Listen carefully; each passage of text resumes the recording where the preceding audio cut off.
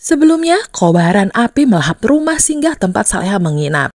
Malam itu, jerit tangis bercampur dengan gemuruh api yang melahap segala yang dilewatinya. Nando tanpa memikirkan keselamatannya sendiri, menerobos asap tebal demi menyelamatkan Saleha. Tubuhnya lemah, paru-parunya tercekik oleh asap, tapi tekadnya kuat. Mereka berdua akhirnya ditemukan dan dibantu oleh para warga. Tubuh mereka terbaring tak berdaya sebelum dilarikan ke rumah sakit Septa Medica.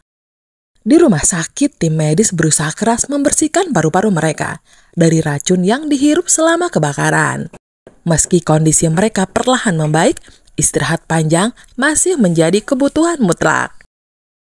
Sementara itu, Bara yang mendengar kabar kondisi Saleha larut dalam kecemasan.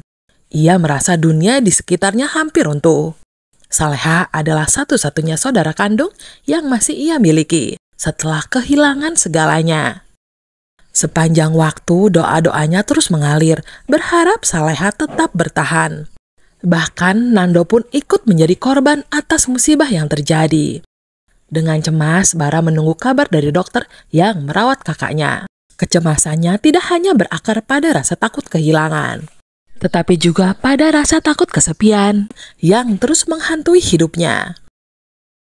Di sisi lain, Zidan yang berusaha menolong Saleha juga menjadi korban, meski dirinya tak separah Nando. Dalam diam ia menaruh curiga, dan benaknya hanya ada satu nama yang terus menghantuinya, Bu Soraya, ibunya sendiri.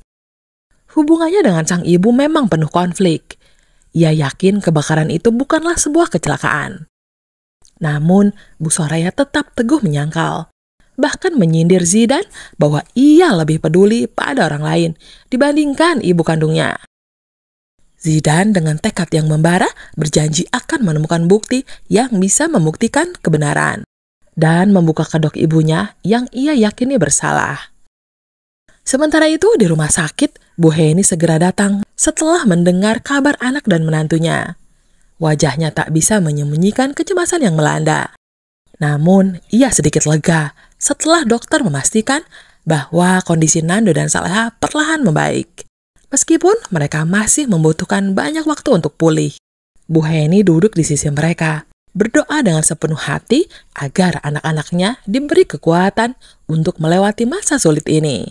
Dalam diam, ia memutuskan untuk sementara tinggal di rumah sakit demi menemani mereka. Tak lama setelah itu, Dani, sahabat Nando, tiba di rumah sakit setelah mendapat kabar dari Bara. Di ruang tunggu, Bara menceritakan kronologi kejadian kepada Dani, termasuk kecurigaannya pada Zidan dan Bu Soraya. Mendengar hal itu, Dani menyatakan dukungannya untuk menyelidiki kebenaran. Bersama Bara, mereka mulai merancang langkah-langkah untuk mengungkap siapa yang sebenarnya berada di balik tragedi ini. Dan betapa kagetnya Bara setelah ia tak sengaja, ia menemukan sebuah kertas yang terselip di saku celana Nando. Tentunya itu bisa menjadi petunjuk penting untuk kedepannya. Karena bagi mereka, ini bukan sekedar mencari kebenaran, melainkan juga perjuangan untuk keadilan bagi Nando, Saleha, dan semua korban yang terluka.